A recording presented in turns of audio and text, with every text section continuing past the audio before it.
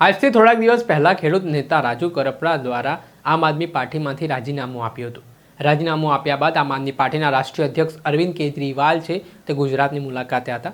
આ દરમિયાન રાજુ કરપડાના રાજીનામાને લઈને અરવિંદ કેજરીવાલે કોઈ પ્રતિક્રિયા આપી નહોતી.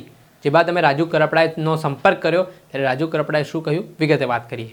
વૈષ્ણવજન તો તેને કહીએ જે પીડ પરાઈ જાનાને રે.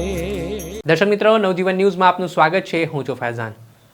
આજથી થોડાક સમય પહેલા આમ આદમી પાર્ટીને સૌરાષ્ટ્રમાં મોટો ફટકો લાગ્યો હતો, કેમ કે ખેડૂતોની લડત ચલાવતા આમ આદમી પાર્ટીના નેતા રાજુ કરપડાએ થોડાક સમય પહેલા આમ આદમી પાર્ટી સાથે છેડો ફાડ્યો હતો, જેના જ કારણે રાજકારણ ગરમાવાની શરૂઆત થઈ હતી. ગુજરાત પ્રદેશના નેતાઓથી રાજુ કરપડા નારાજ ચાલતા હોય તેવી વાત સામે આવી હતી. જે મામલે તેમણે રાષ્ટ્રીય અધ્યક્ષ આમ આદમી પાર્ટીના અરવિંદ કેજરીવાલ છે તેમને પણ રજૂઆત કરી હતી. છતાં આ બાબતે કોઈ નિરાકરણ ના આવતા અંતે તેમણે પાર્ટીથી છેડો ફાડવાનો મુનાસિબ સમજ્યો. ત્યાર પછી આમ આદમી પાર્ટીના રાષ્ટ્રીય અધ્યક્ષ અરવિંદ કેજરીવાલ ગુજરાતની મુલાકાતે આવ્યા હતા. આ દરમિયાન રાજુ કરપડાના રાજીનામા અંગે જ્યારે કેજરીવાલને સવાલ કરવામાં આવ્યો ત્યારે તેમણે જવાબ આપવાનું ટાળ્યું હતું અને તેમણે કોઈ પણ ટીકા ટિપ્પણી નહીં કરવાની વાત કરી હતી. જે બાદ આ મામલે અમે ખેડૂત નેતા રાજુ કરપડાનો સંપર્ક કર્યો ને શું ભવિષ્યમાં પણ આમ આદમી પાર્ટી તરફ રાજુ કરપડા જોઈ રહ્યા છે, અરવિંદ કેજરીવાલે તેમના વિશે કોઈ ટિપ્પણી નથી કરી તે બાબતે શું માની રહ્યા છે તેઓ, તેને લઈને વાત કરતા તેમણે શું કહ્યું તે સાંભળો. બીજો મારો પ્રશ્ન કે અરવિંદ કેજરીવાલને જ્યારે તમારા રાજીનામા વિશે સવાલ કર્યો તેમણે કોઈ પ્રતિક્રિયા આપી નહોતી. એમણે કીધું કે એ વ્યક્તિગત મામલો હતો. ત્યારે શું લાગે છે ભવિષ્યમાં પણ તમને આમ આદમી પાર્ટીમાં જોડવાના પ્રયત્ન કરવામાં આવશે ને પછી તમે શું જોડાશો ખરા? કેમ કે આ કોઈ નિવેદન ઉપરથી નથી જોવા મળ્યું. કેજરીવાલજી પોતે ફાયદો નુકસાન સારી રીતે સમજી શકે છે.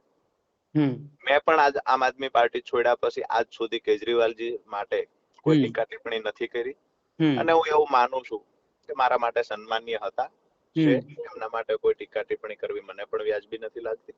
પણ એક રાજકીય જે કોઈ નિર્ણયો લેવાયા છે, ગુજરાત પ્રદેશમાં જે કાંઈ હાલી રહ્યું હતું એ આપણે બધાની સામે મૂક્યું છે. ગુજરાત પ્રદેશમાં આવું ચાલતું.